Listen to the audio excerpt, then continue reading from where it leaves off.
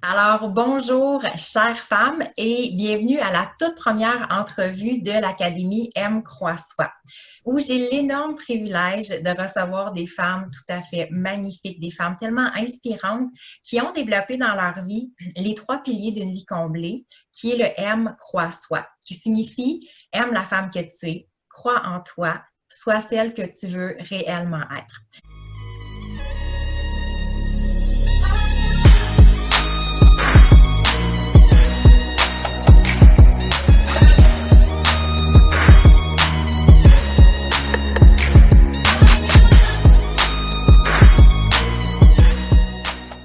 Et là, je vous dis tout de suite, je commence, mais vraiment en force avec une femme que j'admire vraiment beaucoup, une femme de cœur, et j'ai nommé Annick Laprate.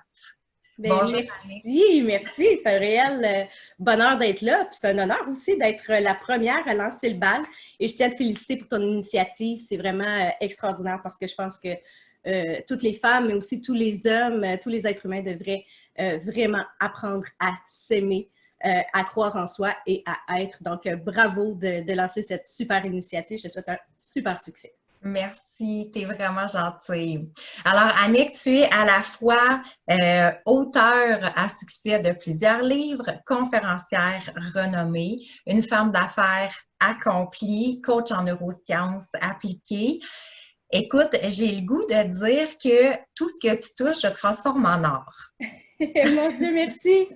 Merci. Mais je pense que je suis hyper choyée parce que ce que tu viens de dire, ma mère me le disait déjà très petite. Elle me disait ça. En fait, ce qu'elle me disait, excusez mon langage, mais elle me disait, t'as le cul béni. Donc, mais c'est toujours resté. Donc, je OK. pense qu'elle a instauré un chemin neuronal qui est ressource, qui est propulsant. Donc, j'ai toujours cru en moi. J'ai toujours eu une très grande confiance en moi, en mes capacités, en mon potentiel. Et quand on OK. a confiance en soi, ça fait des miracles dans une vie. Par contre, je ne m'aimais pas beaucoup, mais Ah j'avais oui. une énorme confiance en moi. On va pouvoir voir la différence entre les deux C'est ça, tantôt. c'est ça. Tu avais des piliers, peut-être un pilier un petit peu plus ferme, mais l'autre soutenait au moins. Mais est-ce que tu dirais que ça a quand même toujours été facile pour toi de, tu sais, le fait que tu croyais en toi, est-ce que les projets, c'était quand même assez facile? Tu sais, tu commençais quelque chose de nouveau, puis ça allait de soi, ça coulait quand même assez bien? Côté compétence, je peux dire que ça allait bien parce que comme justement j'ai une confiance en moi, une confiance en mes capacités, Oui. je savais, j'avais cette croyance-là que tout ce que je fais, même si c'est nouveau, même si c'est différent, même si je sors de ma zone de confort, que j'allais réussir. Donc, OK. je dirais pas que c'était toujours super facile parce que dès qu'on sort de notre zone de confort, on rencontre des défis. Mais j'avais cette croyance-là que j'étais capable de les relever. Donc, les défis, jamais les défis m'ont anéanti. Jamais OK. ça m'a découragée, jamais, parce que j'avais toujours cette croyance-là, cette énergie-là de ben, je peux tout faire, je peux tout réussir. Donc, ça ne veut pas dire que c'est un chemin facile, mais ça veut dire que j'ai les ressources pour le faire ou j'ai l'intelligence de m'entourer des bonnes personnes. J'ai la patience aussi de dire, OK, là, je viens de rencontrer un problème. Je demande à la vie ou aux gens autour de moi de dire, OK, apporter la solution à mon problème. Donc, j'ai cette résilience-là, cette foi-là, que tout va bien aller au bon moment. Donc, dans cet angle-là, je pourrais dire que c'est relativement facile. Mais c'est sûr que si on va au microscope, c'est à un moment donné, dans une conférence, je disais que j'avais été en Espagne tourner un documentaire sur les miracles et tout ça. Puis je disais, ça se dit bien dans une phrase, ça. Ah, je suis allée rencontrer David Lefrançois, un neuroscientifique en Espagne pour un documentaire. Tu sais, ça a l'air winner, tu sais, ça a l'air du succès et tout ça.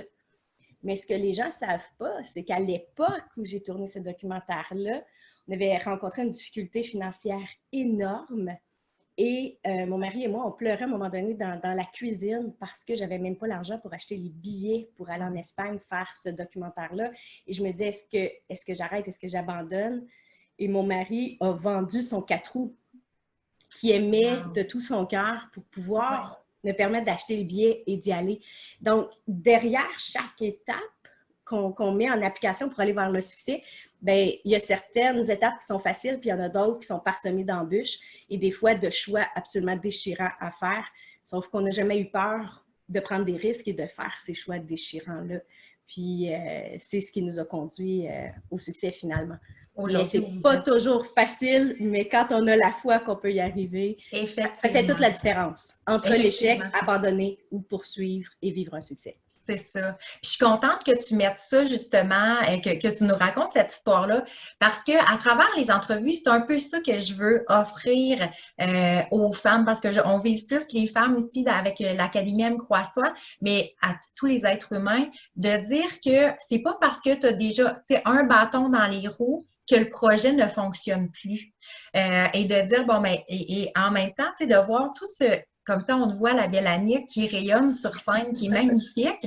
Et pour plusieurs, probablement qu'elles se disent, ah ben elle, c'est facile, elle a confiance en elle, elle s'aime, ça va bien ses affaires. Puis tu sais, et alors que quand on voit l'arrière-scène, et c'est un peu ça que je veux emmener le projecteur sur l'arrière-scène, de dire, ben ça l'a demandé des efforts, ça l'a demandé justement des zones des sorties de zone de confort, de prendre des risques, comme tu dis, tu sais, de faire des choix, des fois déchirants, de dire, tu sais, notre 4 roues, on l'aime, mais tu sais, peut-être plus pour ton mari, mon 4 roues, je l'aime, mais bon, tu sais, ça va revenir plus tard, tout ça, tu sais, c'est de laisser aller des choses pour laisser de la place aussi à autre chose. Fait que je suis contente que tu mettes ça en lumière. Et si on regarde plus spécifiquement au niveau des 3 piliers, parce que c'est par expérience, dans le fond, personnel, moi, qu'il y a eu la création des 3 piliers. Parce que je me suis rendu compte qu'effectivement, j'avais le pilier de l'amour de soi à travailler. Hein. Ça, c'est toujours, ben, en tout cas, pour moi, ça a été vraiment celui que, c'est comme on dirait la fondation. À partir du moment que j'ai appris à m'aimer davantage, à me connaître davantage, c'est comme si je gagnais de plus en plus de confiance en moi, puis je me permettais de croire en moi de plus en plus. Et à ce moment-là, je me permettais d'être celle que je voulais vraiment être. Et dans ton livre que j'ai ici, que j'adore, Reprogrammer votre cerveau, j'en ai quelques-uns, mais je trouve que tu donnes vraiment une belle définition de l'amour de soi, parce que ça représente beaucoup de facettes, l'amour de soi. Hein? Et c'est à la fois de se choisir, de respecter ses limites, d'être à l'écoute de ses besoins. Tu dirais que ça a été quoi l'élément déclencheur pour toi de dire, écoute, là, il faut que je me choisisse? Oh mon Dieu! Je pourrais en parler pendant des heures parce que moi, ça a été ma bébête noire dans ma vie. Parce que, comme on le disait d'entrée de jeu au début de l'entrevue, j'avais une confiance en moi béton, très solide. Donc, quand on a confiance en soi, en ses capacités de faire des choses, puis qu'on vit du succès, ça peut donner l'illusion qu'on est quelqu'un, qu'on est quelqu'un, qu'on est bon. Et comme je m'octroyais des gestes d'amour, donc c'est-à-dire prendre des bains, je me faisais masser, je prenais des moments de détente pour moi, j'avais l'impression que je m'aimais. Mais en fait, c'était une illusion complète. J'avais zéro estime de moi. Donc, il faut vraiment faire la différence entre l'amour de soi et la confiance en soi. Parce que la confiance en soi, c'est la confiance en ses compétences de faire quelque chose. Tandis que l'amour de soi, c'est vraiment être en amour avec soi. C'est avoir une identité, ce que j'appelle avoir une posture identitaire très forte, une posture identitaire solide. Et cette posture-là, la base, c'est reconnaître ses valeurs et de prendre des décisions en fonction de ces valeurs-là. Oui. C'est reconnaître ses besoins quand ils se pointent et être capable de mettre ses limites. Donc, pour moi, ça, c'était mes 3 piliers de l'amour de soi. Et en fait, je connectais très peu avec mes besoins et je ne prenais pas des décisions en fonction de mes valeurs, je prenais des décisions en fonction de plaire aux autres ou de ne pas déplaire aux autres. Et je ne mettais jamais mes limites. Donc, même si j'étais fatiguée, je pouvais travailler 20 heures sur 24 pour ne pas décevoir un client, pour ne pas décevoir, ou pour honorer un contrat ou quelque chose comme ça. J'ai accepté des contrats des fois qui ne me collaient pas à la peau, ça ne correspondait pas à qui je suis. Bref, et ce qui se passe quand on agit seulement pour plaire aux autres ou par peur de déplaire, pour ne pas générer de conflit, on va développer un mécanisme de défense d'hyper-gentillesse, donc on devient hyper gentil, et on devient super habile à décoder le non-verbal des autres et à s'adapter en fonction de leurs besoins. Fait que si on voit qu'il n'est pas content, hein, oups, on va s'adapter, puis on va le rendre heureux. Puis j'étais devenue très caméléon, très habile, ce qui faisait que j'avais très peu de conflits dans mon entourage ou très peu de... Tout le monde était content, si je peux m'exprimer ici, Oui, là, pour faire une caricature. Mais Ouais. chaque fois que je prenais une décision qui ne respectait pas mes valeurs, chaque fois que je ne mettais pas mes limites, que je disais oui, alors que je disais non à moi-même, et chaque fois que je n'écoutais pas mes besoins ou que je ne les exprimais pas, bien en fait, c'est qu'on s'efface. C'est comme si on efface une partie de soi et on en arrive à la dépersonnalisation finalement. Donc, on n'existe plus. Et quand on s'enfonce dans la dépersonnalisation, bien, en fait, quand on est vraiment dans la phase de dépersonnalisation, on ne sait même plus qui on est, on ne sait plus ce qu'on veut, on ne sait plus ce qui nous fait plaisir, on est complètement amorphe, fatigué. C'est souvent la phase aussi où on est en burn-out ou en dépression, puis tout ça. Ouais. Et là, c'est le signal d'alarme. Tu dois créer ta propre identité. Parce que quand on ne s'aime pas soi-même et qu'on n'a pas fondé nous-mêmes notre propre identité, qu'on n'a pas fait ce travail-là, qui, à mon avis, est essentiel. Est essentiel. Parce que si on ne le fait pas, notre identité devient tributaire des commentaires des autres. Oui. Donc, si on fait quelque chose de bien, et là, je dis fait, ça veut dire qu'on est dans la confiance en soi, on accomplit un succès. Et que les gens autour de nous nous disent « Wow, c'est merveilleux, t'es donc bien bonne, t'es donc bien belle, c'est extraordinaire ce que tu fais », on prend les commentaires extérieurs pour venir valider notre identité. Je suis quelqu'un de bien. Ouais. C'est l'erreur qui se produit. Je le répète, là, parce que c'est vraiment important pour les gens qui nous écoutent. Là. Oui, c'est ça. Je le répète, quand on n'a pas créé notre base, qu'on fait quelque chose et que les gens nous disent « Tu es une personne, tu es extraordinaire, tu es belle, tu es bonne, wow, je t'admire, tout ça », on prend ces paroles-là pour venir valider notre identité. Et là, on se sent quelqu'un, on se sent bien, ça donne l'illusion d'un confort. Wow, ça va bien. Quelqu'un.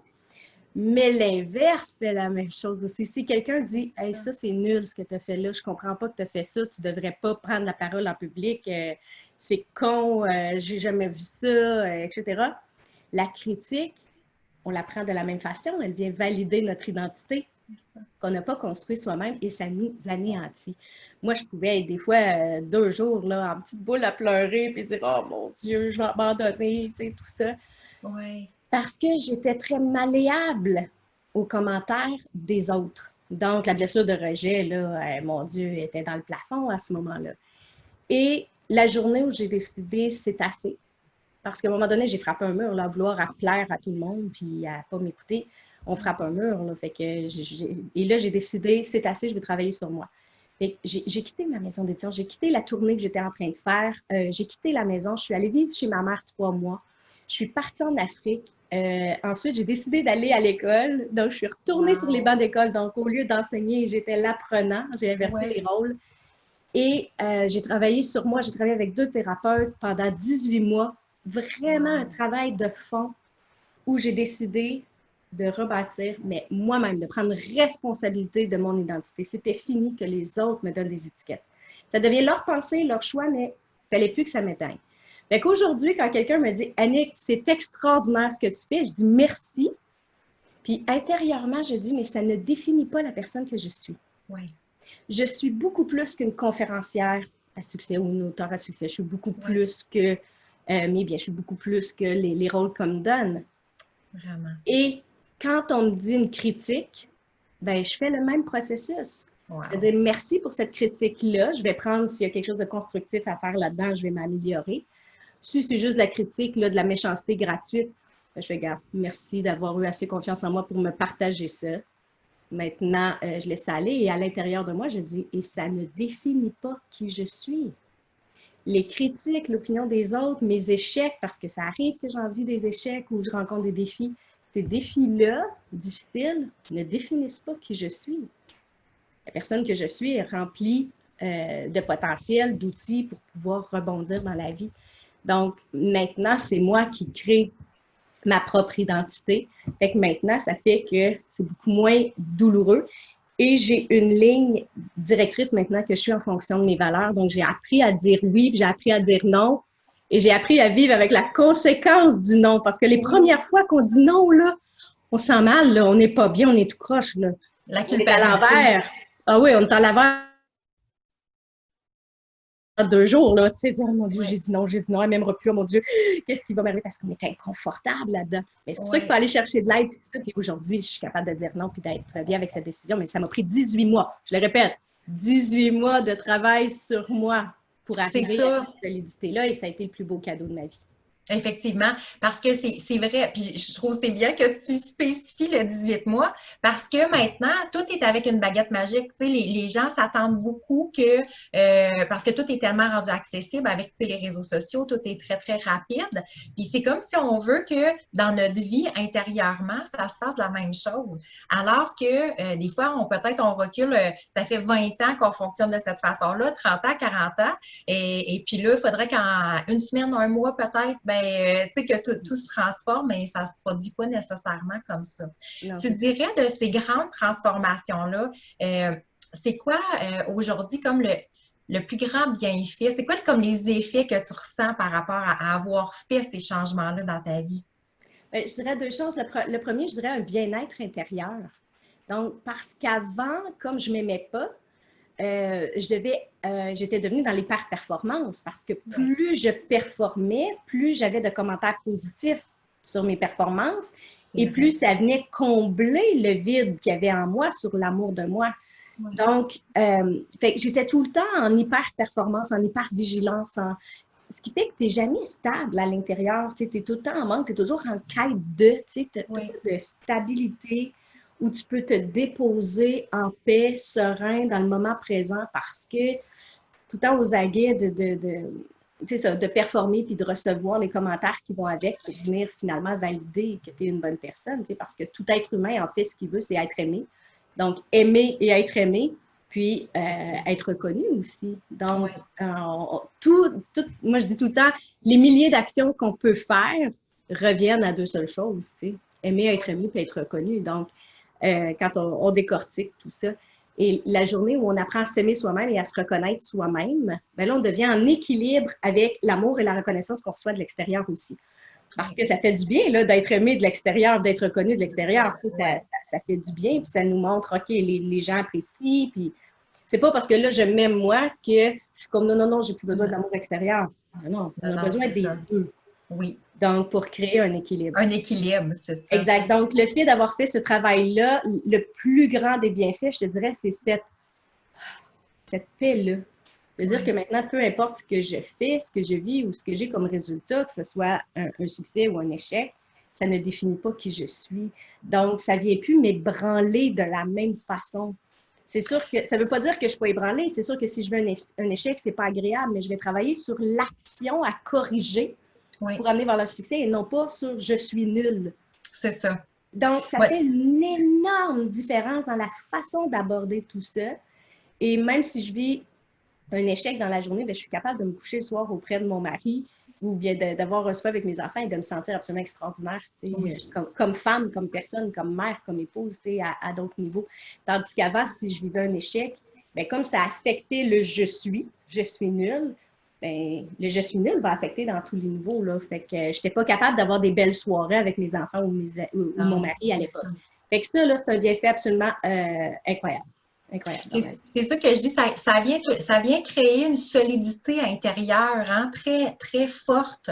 Oui, Que plutôt qu'on soit comme dépendamment des commentaires extérieurs, des situations extérieures, ou que moi je dis toujours qu'on se fait comme balancer un peu comme les anciens petits clowns qu'on avait, là.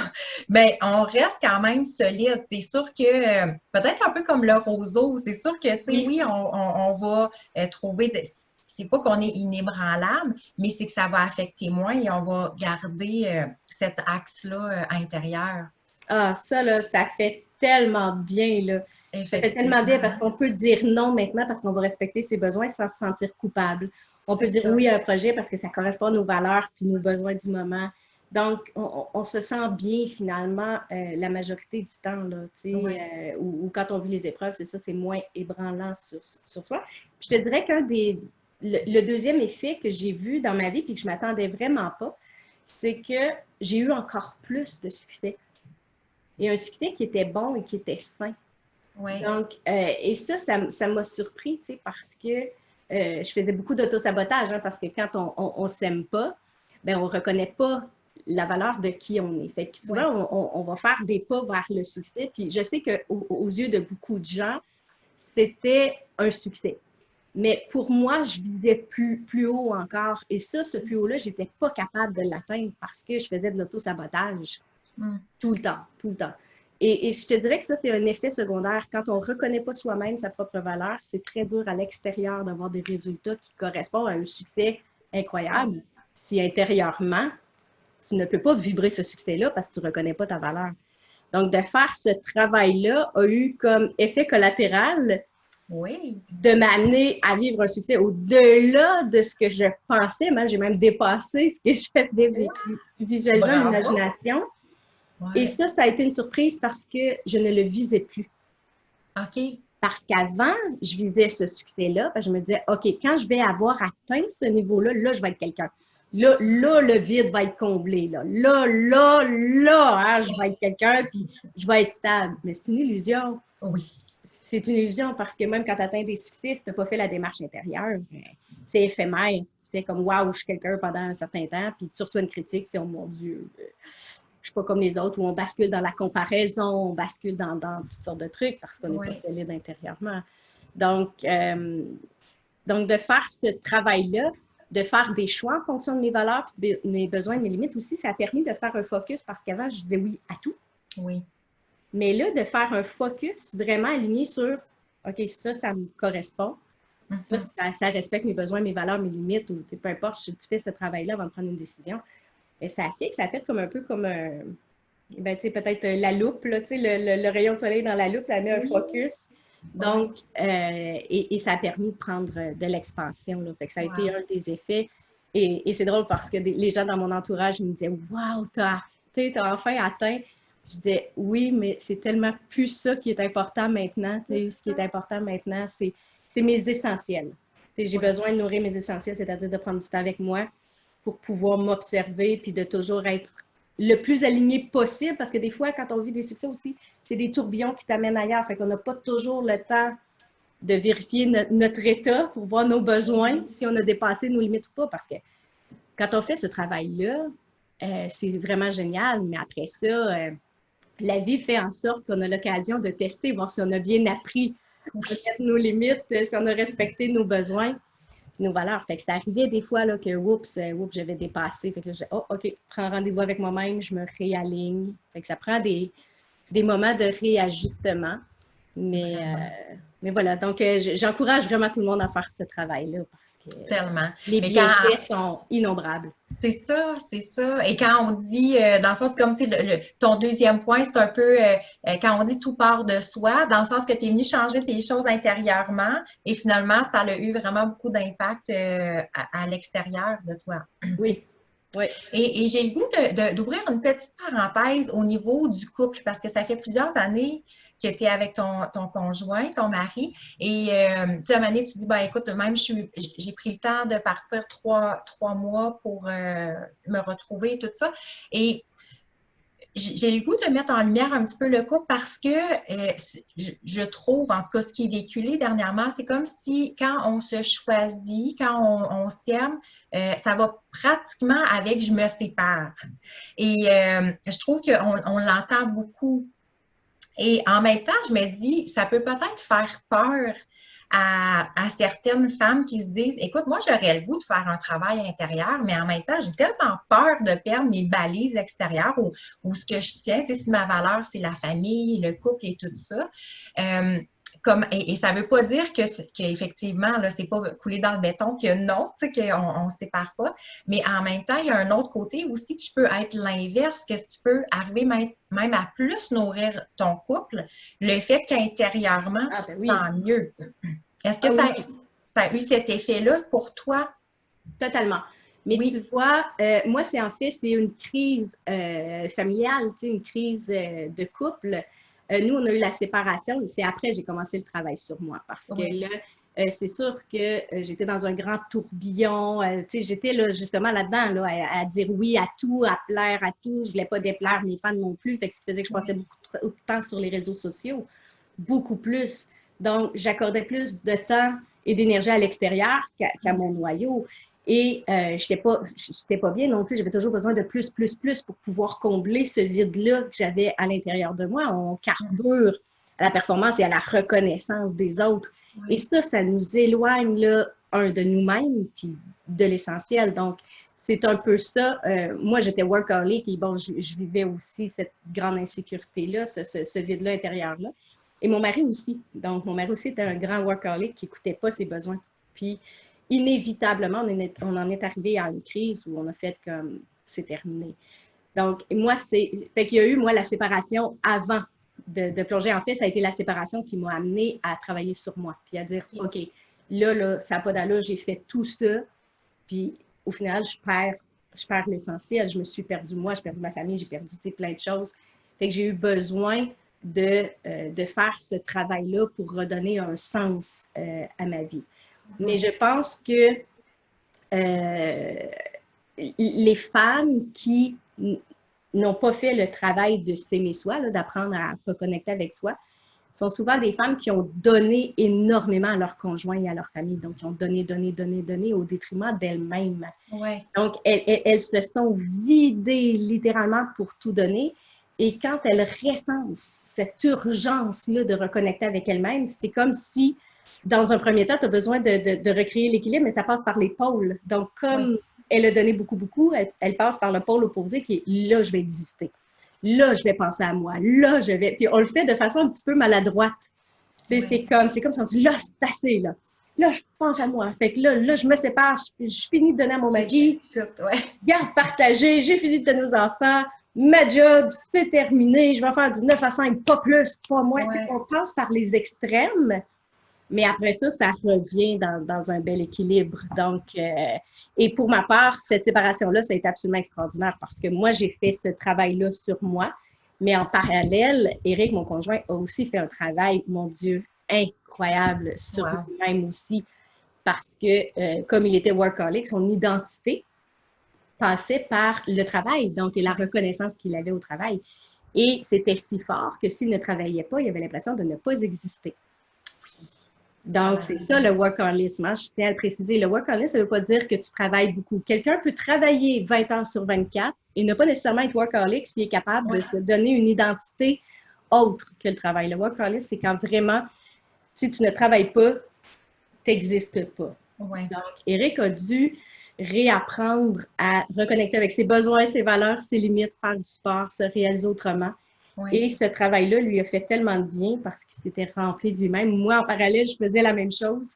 Puis à un moment donné, on discutait, puis on a réalisé que finalement, l'amour était encore très fort entre nous deux. Et on voulait la même chose. On avait la même vision d'un avenir commun, mais aussi dans la pleine réalisation de notre individualité, là. Oui. Donc, c'est sûr que c'est riche quand les deux, justement, font le travail parce qu'on associe justement souvent des choses à la personne avec qui on vit, alors que dans le fond, c'est, si on commence à le nourrir, puis l'autre aussi, ben là, ça fait un couple beaucoup plus fort. Oh mon Dieu, oui. Oh mon Dieu, oui. Ça va faire 25 ans demain. Ça va faire 25 ans demain qu'on est ensemble. My God, wow! Mais tu sais, c'est ça. Puis nos enfants nous ont fêté la semaine passée. Puis j'étais tellement heureuse d'avoir traversé cette crise-là. C'est touchant aussi. Hein? J'ai envie de m'adresser aux femmes qui veulent être la mère parfaite ou l'épouse parfaite ou montrer un modèle de couple parfait. Et la façon de le faire, c'est quand ils le font, c'est qu'elles vont s'oublier elles-mêmes pour montrer que tout est parfait. Mais ça, c'est une erreur. C'est un leurre parce que ce qui m'a touchée beaucoup dans l'hommage de mes enfants, c'est qu'ils ont dit « On a appris avec vous que dans les tempêtes, on peut se relever, on peut mettre l'autre en lumière, on peut grandir, on peut... et ça m'a touchée énormément parce que je me suis dit « OK, là, pour vrai, on est un modèle pour nos enfants parce qu'ils ont pu voir les moments très forts où est-ce qu'on est amoureux, mais dans les grands naufrages de nos vies, de voir quand même qu'on s'est respecté, qu'on a travaillé sur soi et qu'on a réussi à renaître dans une version améliorée. » Oui. Et ça donne espoir pour les enfants de dire, bon, ben OK, ça enlève même la pression aux enfants de devoir être parfaits ou d'avoir le couple parfait comme leurs parents parfaits. Et ça enlève cette pression-là, puis ils peuvent se permettre aussi d'être dans leur force, mais aussi dans leur faiblesse et de l'accepter avec vulnérabilité, amour, hein, on parle d'amour, Oui, oui. et de dire, bon, ben, je vais aller chercher les outils qu'il faut pour transcender ça, puis grandir de cette épreuve-là. Et ça m'a fait verser des larmes, je te dirais. Je comprends. Ouais. C'est là probablement en tant que parent, que tu dis, ben, justement, on a vraiment réussi. Donc, c'est parce qu'on ne veut pas, en tant que parent, on veut toujours laisser léguer le meilleur de nous-mêmes et de la vie aussi, au niveau des apprentissages. Donc, félicitations. Wow. Bien, merci, mais c'est ça, c'est le point que je veux dire, c'est que des fois, donner le meilleur de soi-même, c'est peut-être de leur donner aussi, de leur partager des moments de vulnérabilité. Donc, c'est une grande force, hein, la vulnérabilité. Tu sais, on a souvent mis comme que ça l'égalait à de la faiblesse, mais au contraire, effectivement, c'est une grande force d'être capable d'être vulnérable dans la vie. Ouais.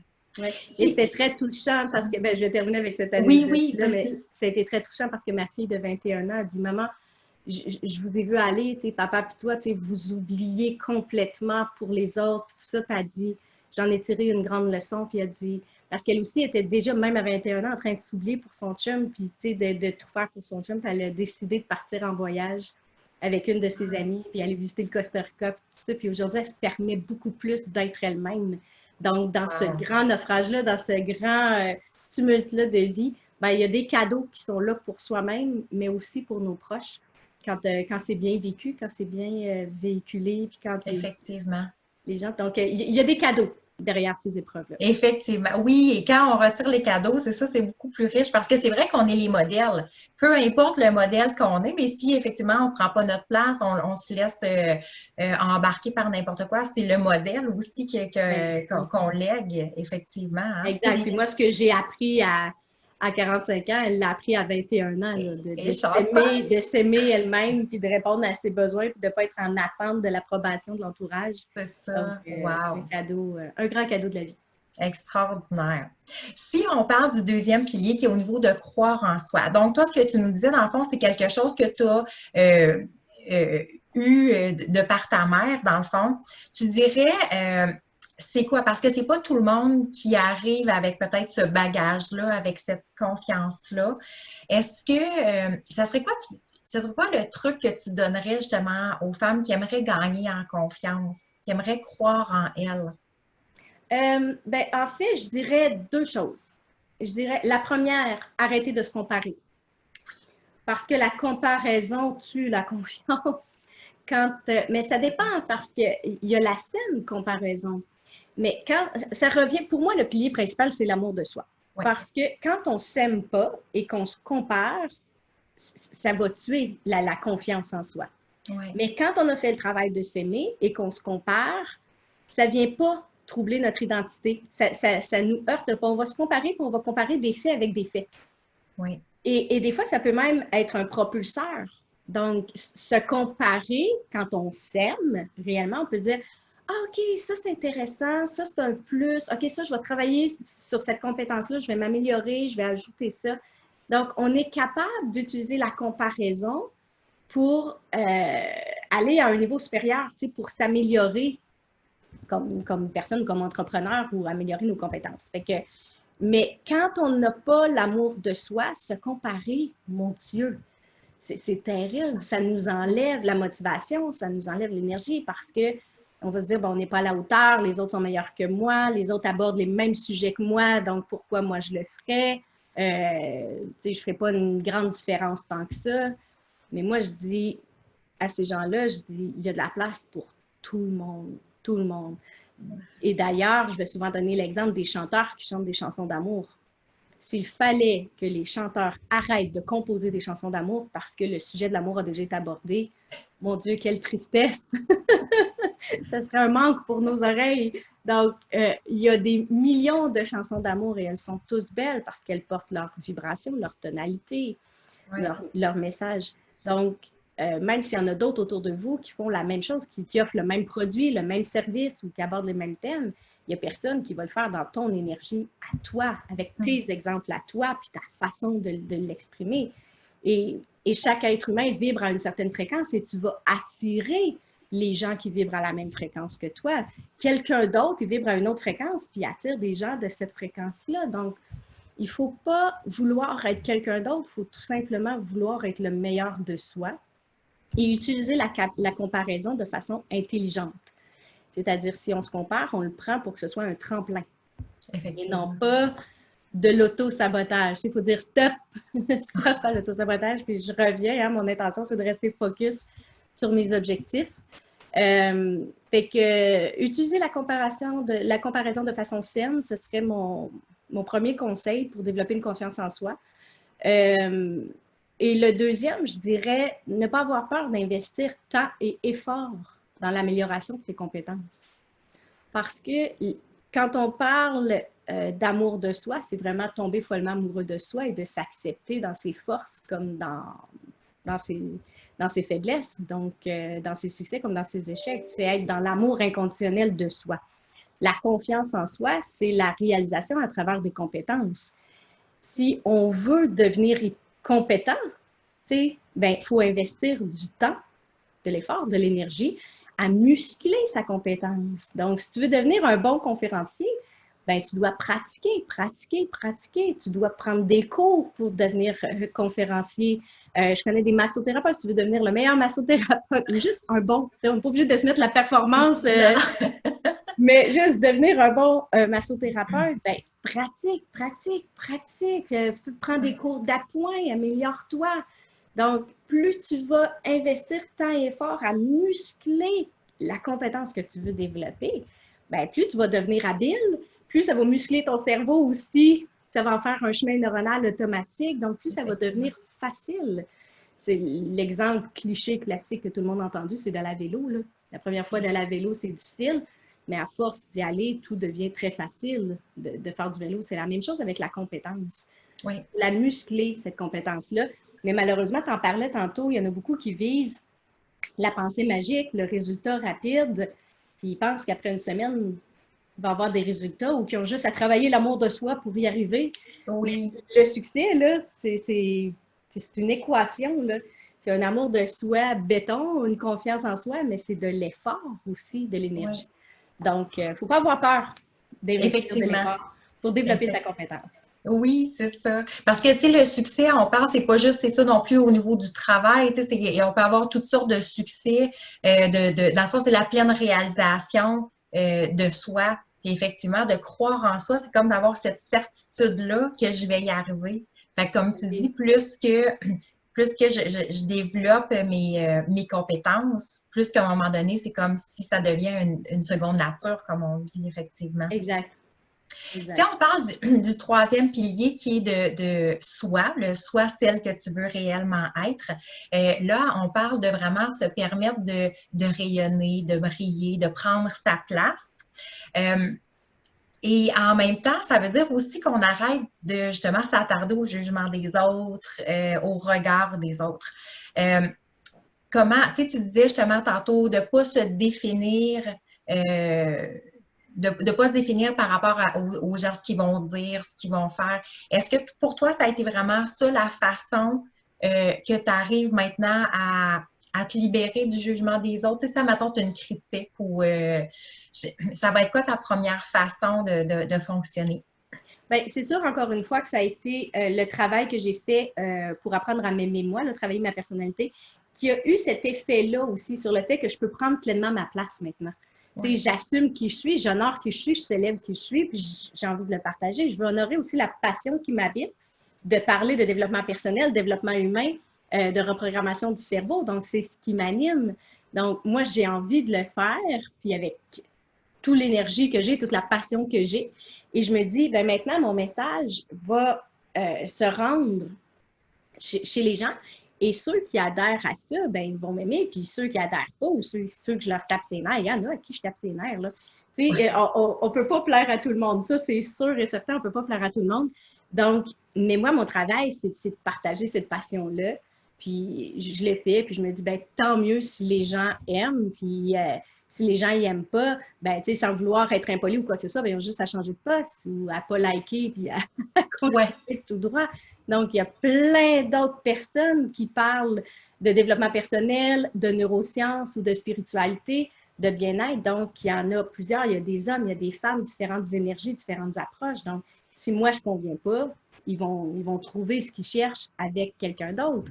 Donc, et en fait, ce qui m'a énormément aidé aussi, c'est le travail que j'ai fait avec une femme extraordinaire qui s'appelle Dominique Allaire. Elle est une coach exceptionnelle dans ma vie. Et elle, ce qu'elle m'a dit, c'est qu'en fait, la réalité, elle est très, très, très neutre dans la vie. La réalité, très neutre. Je vous donne un exemple. Si vous envoyez un courriel à quelqu'un et qu'il ne vous répond pas, la réalité, c'est que tu as envoyé un courriel et qu'il ne répond pas. C'est tout. Mais je dis, ce qui vient colorer cette réalité-là, ce sont nos pensées. Puis pour elle, les pensées, ce sont des entités à part entière. Donc, elles existent. Donc, elles ont une vibration. Il y a des milliers de pensées. Et elles vont traverser notre esprit. Et certaines passent, c'est bon, mais pour des raisons X, des fois, il y a une pensée qui arrive, on l'achète, hein? Puis là, on en fait notre vérité. Et c'est pour ça que si on reprend l'exemple, j'ai envoyé un courriel et ne répond pas, bien, certaines personnes vont dire, mon Dieu, il ne m'aime pas. J'ai écrit quelque chose de pas correct. Ils vont acheter la pensée, j'ai écrit quelque chose de pas correct, et ça va conditionner leurs actions. Ils vont aller voir le courriel qu'ils ont envoyé, puis ils vont le relire pour voir s'il y a quelque chose de pas correct. Donc, mais pour quelqu'un d'autre, c'est, oh mon Dieu, il ne me répond pas, il est mort. Il est mort, c'est sûr. Il y a un accident grave, il y a eu un accident d'auto, puis il y en a qui ont la pensée vraiment apocalyptique, là, il est arrivé un drame terrible. Ça va conditionner leurs actions, ils vont appeler les hôpitaux, voir si c'est correct. Pour quelqu'un d'autre, je vais juste dire, oh mon Dieu, il est trop occupé. Ah, il est trop occupé, c'est pour ça qu'il ne me répond pas. Mon Dieu, il va faire un burn-out. Je vais y faire son lunch, je vais aller y porter. Donc, les pensées, elles vont et elles viennent. Ouais. Et pour moi, quand je reçois une critique, c'est que je me dis, ben, cette personne-là a été habitée par une pensée qui ne m'appartient pas, qui est juste passée, puis ça a conditionné son état d'être puis son action qu'elle a posée envers moi en me partageant son désaccord et sa critique. Mais comme les pensées vont et viennent, c'est sûr qu'une heure après, elle peut penser autre chose. Donc, elle peut ne plus y penser ou penser pire, tout ça. Mais je n'aurai jamais aucun contrôle sur les pensées qui vont entrer dans la tête des gens. Par contre, moi, j'ai le pouvoir de choisir des pensées qui vont me faire du bien. Et ça enlève une espèce de drame à la situation, de dire, ah, ben c'est juste une pensée finalement qui m'a écrit, c'est pas la personne et ça ne définit pas qui je suis. Et qu'habituellement, quand je reçois une critique, j'en reçois beaucoup, hein. Je tiens vraiment à le dire. Parce que plus... Mais ça, tout le monde t'aime. Oh mon Dieu, non! Oh mon Dieu, non, si tu savais, je pourrais t'en donner un hier. Il y a quelqu'un qui m'a écrit hier pour me dire, Madame, j'arrive pas à croire que je vous écris parce que ça fait 2 ans que je vous déteste. Ça commence comme ça, mon courriel. Oui, ça fait 2 ans que je vous déteste. Je vous ai vu dans une conférence à un moment donné, j'avais été vous voir, vous n'étiez pas disponible. Ensuite, je vous ai écrit, je n'ai pas eu de réponse. Pour moi, vous n'étiez pas professionnel. Écoutez, c'était long de même, maman voulait terrible. Mais, oh non, à chaque fois que vous faites quelque chose, moi, je vais en Afrique à toutes les années. Je pars avec un groupe de 25, on va en Afrique faire de l'humanitaire. Et à chaque année que je fais mon voyage en Afrique, je reçois des courriels, là, puis écrit en gros, le Cap Lock 90, là. Excusez-moi le langage, mais le dernier que j'ai reçu, c'est « Laisse-les tranquilles, tabarnak. Arrête d'aller ailleurs, puis aide donc ici au Québec. » Fait que même quand tu essaies de faire des bons... C'est sûr que tu as de la critique, là, c'est sûr. Okay. Pour certaines personnes, je suis une personne rayonnante, puis pour d'autres, je leur tape ses nerfs. Pour d'autres, je leur tape ses nerfs parce que je suis trop bubbly. Fait que si tu es trop de même, mais là, si tu es trop tranquille, tu peux pas plaindre à tout le monde. Ça, là. Fait qu'il faut apprendre à vivre avec cette critique-là. Et c'est pour ça qu'il faut faire le travail d'amour de soi, sinon tu vis fou. Tu vis fou avec la critique. Effectivement. Ça va, mon Dieu, c'est terrible. Mais ce que je fais vraiment quand je reçois une critique, c'est que, je respire. Et là, je vais regarder. Moi, ce qui m'a sauvé la vie, c'est de dire, OK, oublie la forme, mais regarde le message. Parce que des fois, justement, la forme, c'est ça, c'est écrit en caractère gros. Il y a des sacres, il y a toutes sortes d'affaires. Tu dis, bon, OK, ça, la forme, elle est très déplaisante, là, il n'y a pas de respect. Versus quelqu'un qui va dire, bonjour, je suis désolée de vous déranger, mais j'ai besoin de vous partager un point de vue. Merci de l'accueillir. Voici la critique. Tu sais, là, la forme est plus douce. Oui. Fait que le truc que je me suis donné, c'est j'oublie la forme. Maintenant, je fais ça, là, c'est juste une coquille, c'est une enveloppe. J'oublie ça, je regarde le cœur du message, finalement. Okay. Et je regarde le cœur du message et je me pose la question. De un, est-ce que ça peut me servir? Est-ce que c'est constructif, le cœur du message? Est-ce que ça peut m'aider à m'améliorer ou aller dans un angle que je n'avais pas pensé? Est-ce que ça peut être un tremplin finalement? Donc, je regarde le cœur du message, est-ce un tremplin? La deuxième chose, je regarde, est-ce que ce serait possible que j'ai fait une erreur? Et être capable de l'admettre et de s'excuser. Donc, et j'en ai fait une erreur il n'y a pas si longtemps, au début de la pandémie. Il n'y avait pas le retrait, là. Il n'y avait pas de confinement, c'était juste en Europe, il ne se passait rien au Québec. Fait que moi, je suis partie en vacances, je devais faire une tournée en Europe qui a été annulée. Fait que mon mari et moi, on a décidé d'aller à Belize. Et finalement, c'est une fois là-bas, là, peut-être 4-5 jours après, que là, il fallait revenir au Québec et que là, ils fermaient les frontières, puis le Québec entrait en confinement. Donc, au tout début, j'ai écrit une lettre à mes femmes parce que tout le monde paniquait. Annick, faut que tu reviennes, faut que tu reviennes, faut que tu reviennes, faut que tu reviennes. Là, j'en recevais peut-être 600 par jour. J'ai juste envoyé un courriel où j'ai dit aux gens, ne vous inquiétez pas, je vais super bien. Oui, on a fait les démarches auprès de notre agence, les assurances pour revenir au Québec, tout va bien. Et j'avais écrit, mais ne vous en faites pas, le virus ici ne survit pas au-delà de 26 degrés. Donc, je suis en sécurité. En fait, j'avais lu cette information-là sur Facebook d'un compte d'un médecin. Et à Belize, les gens disaient que le virus ne survivait pas au-delà de 26.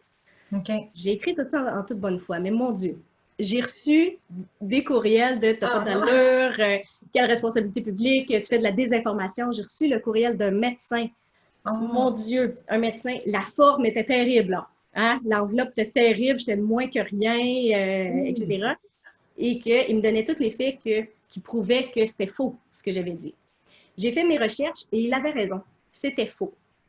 Fait que la forme était désagréable, mais le fond du message, j'avais fait une erreur. Il faut avoir l'humilité de dire j'ai fait une erreur. J'ai renvoyé un courriel à tout le monde en disant je suis désolée, j'ai fait une erreur. Monsieur X, et je l'ai nommé, là, je me souviens plus de son nom, mais je l'ai nommé. Je m'a fait part que ceci est faux, voici la bonne information et tout ça. Et j'ai reçu tellement de courriels, de réponses à ce message-là. Les gens disaient merci, merci pour ton humilité, merci pour l'information. Je me doutais que ce n'était pas vrai, mais là, tu viens de me confirmer, merci. Et surtout, ce qui m'a touchée, c'est que le médecin qui m'avait écrit des grosses bêtises en gros caractères gras m'a réécrit pour me dire je viens de recevoir le courriel où est-ce que tu dis à tout le monde que tu t'excuses. Puis il dit j'ai tellement d'admiration pour ça. Ouais, écoute, là, j'avais un courriel extraordinaire. Fait que je suis passée de la pire des femmes qui existaient sur la planète à la plus honorable. Donc, ça prouve à quel point, des fois, l'opinion des gens change tellement. Fait qu'il faut juste faire au mieux avec sa conscience, ses valeurs, tout ça. Fait que la première chose, je regarde si c'est constructif pour un temps plein. Si oui, je le fais. La deuxième chose, c'est est-ce que j'ai fait une erreur? L'admettre en toute humilité et réparer ses erreurs quand on peut. Et la troisième, quand c'est juste de la méchanceté gratuite, je vais prendre une profonde inspiration, je vais dire, ce commentaire-là ne définit pas qui je suis. Ça ne me sert à rien. Je renvoie de l'amour à la personne. Ben, souvent, je vais juste supprimer. Je réponds juste pas, je supprime. Mais la première chose que je vais dire, c'est que ça ne définit pas qui je suis. Cette personne-là avait juste une pensée qu'elle a eu besoin de ventiler. Maintenant, c'est fait. Je lui envoie de l'amour. Et si ça m'a ébranlé un peu, ben, je vais faire une action pour m'aimer, me reconnaître moi. Ou souvent aussi, c'est de reconnaître aussi les gens qui sont autour de soi, c'est de donner aussi. Ça fait du bien, ça remet l'équilibre. Donc, c'est les trois choses que je fais quand je reçois une critique et depuis ce temps-là, ça va vraiment bien parce que la critique ne va pas me happer. Je sais quoi faire, j'ai 3 outils. Fait que, OK, je fais ça, je fais ça, je fais ça. Parfait, je remets ça en plan puis je continue. Continue de briller. Oui! Chaque personne sur Terre devrait briller de sa passion, de ce qui l'anime profondément à l'intérieur d'elle. Effectivement. Effectivement, parce que c'est quelque chose que je me rends compte qui freine beaucoup les femmes, qui freine beaucoup les gens, la peur de la critique, la peur de déplaire aux gens ou peu importe. Donc, les 3 conseils, wow, moi, je les retiens, puis c'est vraiment un bon conseil pour tout le monde parce qu'on en a toujours besoin, effectivement, hein, pour pas que ça l'affecte l'intérieur. Écoute, c'est la fin de l'entrevue. Je te remercie vraiment, sincèrement. C'est une entrevue d'une grande, grande richesse. Je me sens très privilégiée. Ce que je retire vraiment, c'est beaucoup la fondation, c'est beaucoup l'amour de soi.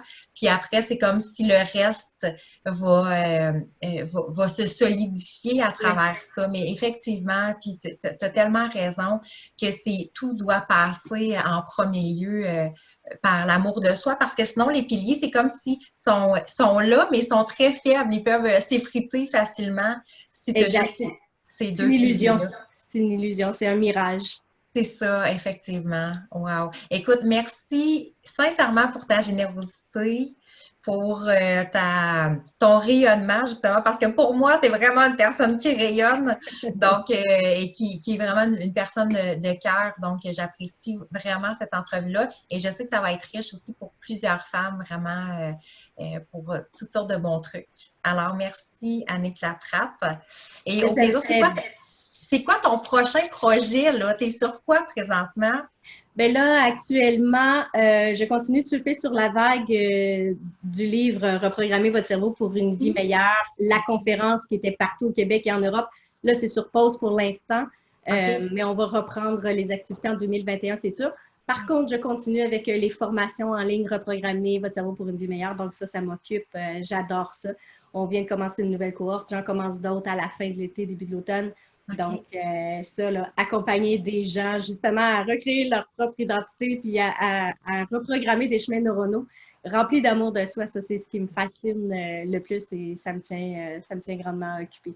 Donc, c'est mon projet pour l'instant et continuer de prendre soin de moi puis de mes essentiels. Donc, si les gens ont envie de venir me retrouver, c'est sûr, il y a ma page Facebook Annick Laprate auteur, ma page Facebook privée Annick Laprate perso, mon site web annicklaprate.com où est-ce qu'il y a toutes les informations. Donc, bravo à toi. Merci pour l'invitation. C'est un grand privilège. Je te souhaite un beau succès parce que ce que tu fais, c'est phénoménal. Tu vas donner plein d'outils aux gens pour apprendre à s'aimer, à croire en soi et à être rayonné pleinement. Donc, félicitations et bon succès.